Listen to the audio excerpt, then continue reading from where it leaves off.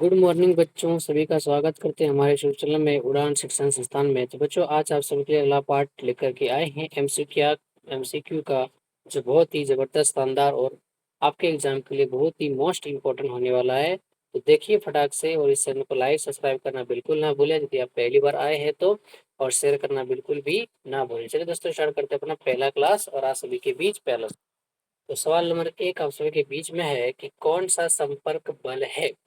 तो संपर्क का मतलब क्या होता है कि जो जमीन को छूता हुआ बल लगता है उसको संपर्क बल कहते हैं। तो चलिए उत्तर दीजिए फटाफट से कि कौन सा ऐसा बल है जिसको हम लोग संपर्क बल कहेंगे।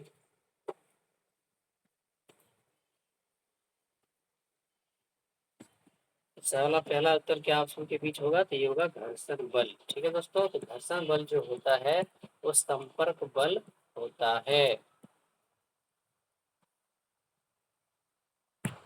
चलिए नेक्स्ट आप सभी के बीच का उत्तर। ठीक है, तो इसका आंसर क्या हो जाएगा, इसका आंसर हो जाएगा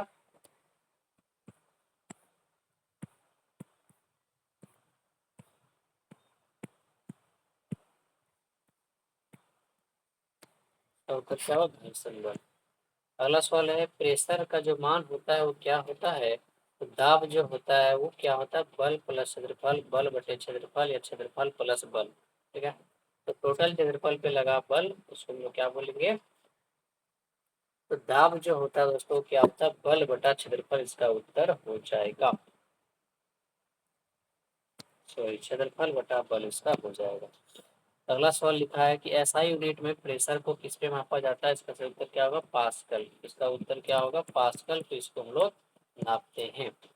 अगला सवाल है कि प्रेशर किस पे डिपेंड्स करता है। प्रेशर जो होता है दाब किस पे डिपेंड करेगा, तो बल का क्षेत्रफल और इस पे क्षेत्रफल पर। ठीक है, नेक्स्ट है, वस्तु को रोकने के लिए कौन सा बल लगाना पड़ेगा। तो वस्तु को कौन सा रोकेगा बल हो, तो घर्षण बल जो होता है वस्तु को रोकने वाला बल, इसे इसको ऑपोजिट भी बल कहा जाता है। ठीक है, नेक्स्ट है, कौन सा असंपर्क बल है। असंपर्क का मतलब जिसको कांटेक्ट नहीं होता है। तो देखिए घर्षण बल तो संपर्क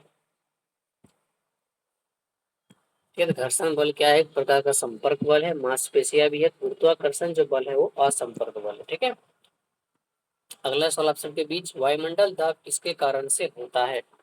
तो वायुमंडल में दाब होता है किसके कारण से होता है, तो वायु के कारण से होता है। ठीक है बच्चों, अगला सवाल आप सभी के बीच, द्रव दाब क्या डालता है। तो द्रव जो एक्सेप्ट प्रेशर लगता है वो किस पे डालता है, तो द्रव जो होता है वो सभी दिशाओं पे बराबर बल लगाती है। चौड़ी पट्टी क्या काम करती है। चौड़ी पट्टी क्या करती है, दाब को कम करने का काम करती है। ठीक है, चलिए नेक्स्ट बात, तेज चाकू आसानी से काट लेता है, क्यों, क्योंकि उस पर दाब जो है कम पड़ता है। ठीक है, दाब कम होने के कारण से, दाब अधिक होने के कारण से वो काट देता है। सही कथन बताइए क्या है। सभी बल संपर्क बल होते हैं, जरूरी नहीं है कि सारा बल संपर्क ही हो जाए। ठीक है, गुरुत्वाकर्षण एक असंपर्क बल है, बिल्कुल सही बात है। घर्षण एक असंपर्क बल है, बिल्कुल गलत बात है। दाब की इकाई यूनिट नहीं होती बल्कि पास्कल होता है। ये की उत्तर है जो ऑप्शन के बीच सही होने की संभावना है। नेक्स्ट सवाल आप सबके बीच है, बल क्या कर सकता है। तो बल क्या कर सकता है, तो बल बहुत कुछ कर सकता है। ठीक है, तो चलिए ऑप्शन के अनुसार सबको उत्तर देना है कि बल कर क्या सकता है। तो पहला बात है, गति शुरू कर सकता है, बिल्कुल सही बात है। गति रोक सकता, केवल रोक सकता है, केवल का तो बात नहीं होना, कुछ नहीं कर सकता ऐसा कोई बात नहीं हुआ। तो एक ही उत्तर है, गति वो शुरू कर सकता है। घर्षण उपयोगी होता है क्योंकि चलने में सहायता करता है। ठीक है, गिराता है, भार बढ़ाता है, दाब घटाता है। तो केवल एक ही ऑप्शन है कि चलने में सहायता करता है। अगला सवाल आप सभी के बीच में है, क्या है कि दाब मापने का यंत्र क्या होता है, द मेजरमेंट ऑफ प्रेशर। तो कौन सा मेजरमेंट होता है प्रेशर का, इसका सही उत्तर क्या होगा, बैरोमीटर। ठीक है, नेक्स्ट है, चुंबक बल क्या कार्य करेगा। तो चुंबक जो बल होता है वो एक प्रकार का बिना संपर्क वाला बल होता है। ठीक है, पानी में करेगा, हवा में करेगा, केवल तो उससे हो ही नहीं, तो बिना संपर्क के ही काम कर लेगा।